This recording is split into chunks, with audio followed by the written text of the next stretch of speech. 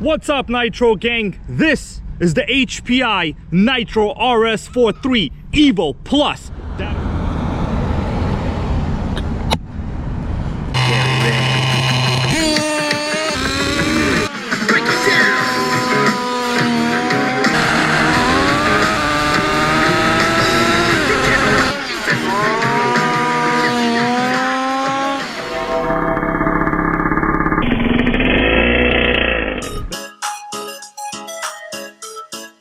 This is HPI greatness over here. Now this touring car body is what they call the Torrezza. That just means highly aerodynamic, super sickening. The back lights kind of remind me of an older Honda Accord over there. And in the front, I think it kind of reminds me of like a mid-2000s BMW, or possibly even the European Honda Accord, sometimes I think called the Integra overseas. The USA market is a little different with car names. We make them up as we go along. Let's take off the shell before we run it, okay? Under the body, this is what it looks like. It's no frills, but it is highly functional. We have the amazing HPI T3.0 motor. This is very similar to the G3.0, except it has a little bit of a different engine case. You could tell the engine mount is integrated into the motor. There are no separate motor mounts. And also, this does have the standard shaft. You can't really see it, but the modern G3.0 has the pilot shaft. They still make this engine brand new. And guys, this is rated at 2.2 horsepower.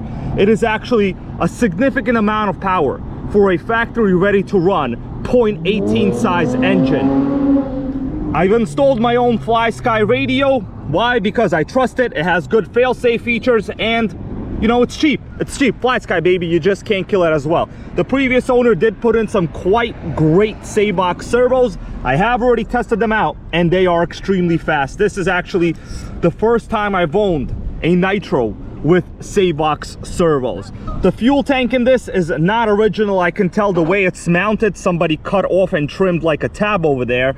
The bad part is, if you look inside, there is no fuel filter where that fuel pickup is. So that actually does not make me very happy. Now, I could install an inline fuel filter here, but the way HPI routes these fuel lines, they are very close to the actual 2-speed transmission. Yes, guys, I said 2-speed transmission, baby.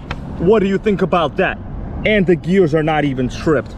Now, it looks like somebody ran this on some fairly uneven pavement due to the quite severe chassis damage. But you know what? A lot of this anodizing stuff, it's just like on the surface. It really doesn't matter.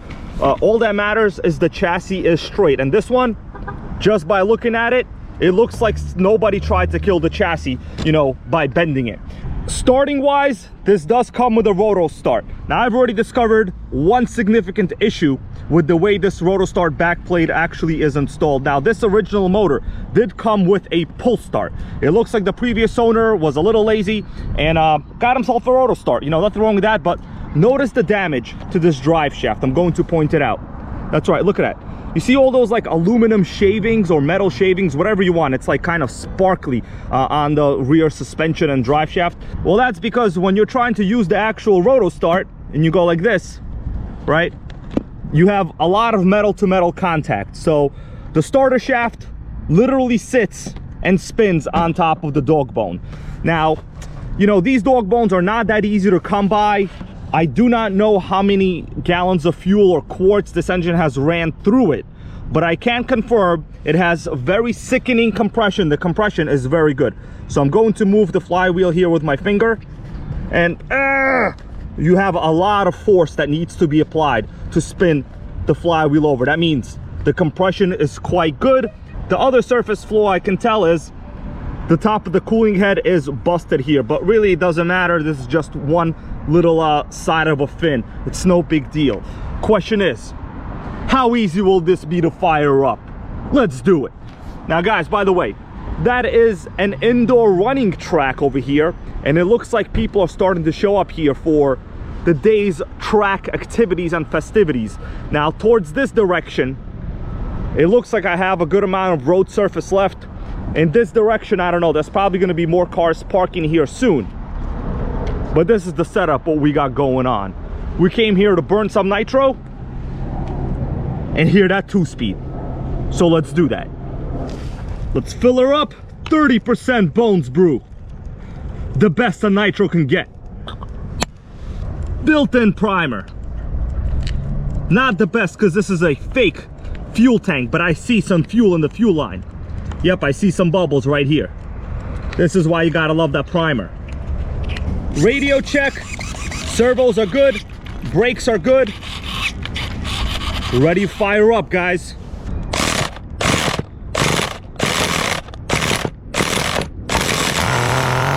That's right, guys. Look at that richness.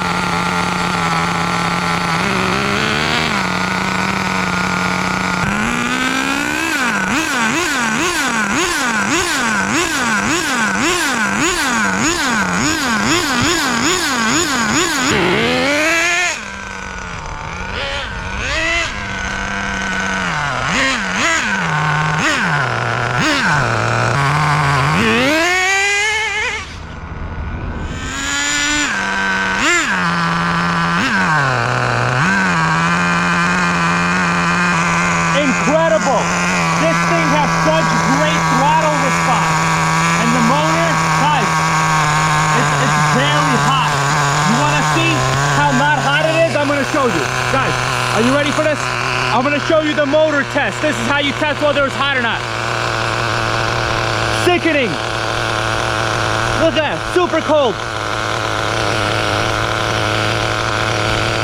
You can't kill this HPI, my dudes. You can't kill it. Look at that idle. Incredible.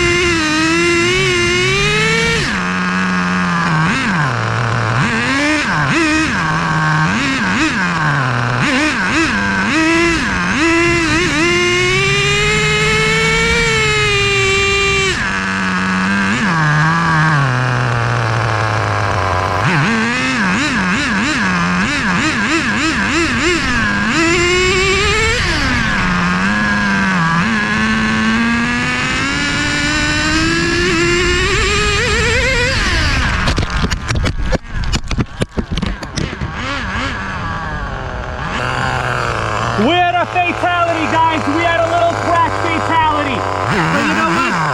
You can't kill it. Look at that. It hit everything. This is the destruction edition.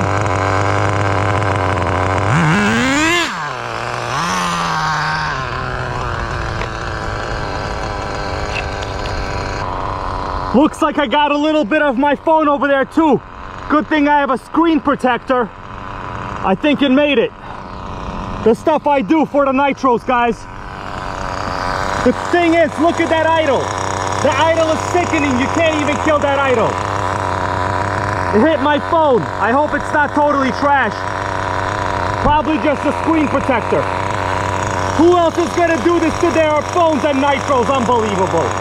Truly, truly sickening.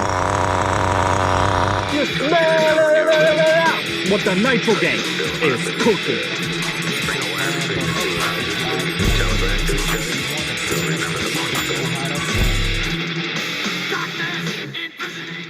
Nitro World Order. Nitro World Order.